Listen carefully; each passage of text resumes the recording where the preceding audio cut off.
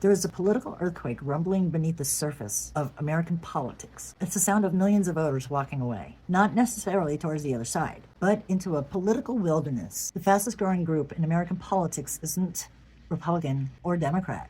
They're independents. Yep. And they're building a voting bloc so massive, it could single-handedly decide the next election. For decades, the political map was a predictable tug-of-war, but that binary is collapsing. The share of Americans identifying as politically independent hit a record-tying 43% in 2024, while Democrats and Republicans were polling at 28% each. This isn't just a group of undecideds. This is a fundamental realignment. And for the Republican Party, it's a challenge that it can't afford to ignore. But it probably will. This mass departure from party loyalty creates an unpredictable and powerful force. These voters are united by a core belief. The current system isn't working for them. In surveys, they describe the Republican Party as being too extreme by a large margin. In the 2024 election, independents didn't break decisively for Democrats as they did in 2020. In fact, Donald Trump made significant gains with this group, winning them outright in key battleground states, allegedly. So what is driving this complex relationship? For many, the shift can be traced to the influence of Donald Trump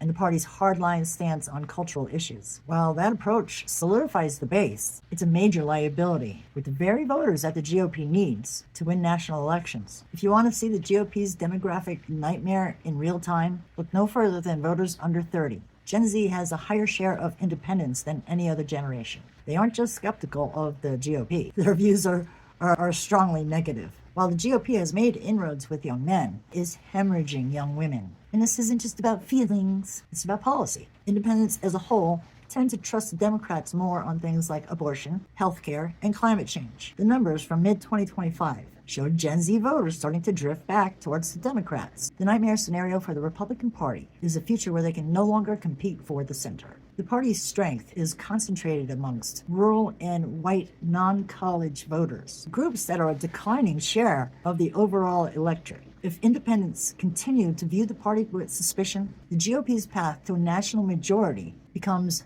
incredibly narrow. The party now faces an impossible puzzle: how to moderate its image to attract independents and young people without alienating the very base that brought it to power. The Republican Party is standing on a demographic cliff. One path leads to it adapting its message for a new, less partisan electorate, a path that risks a civil war with their own base.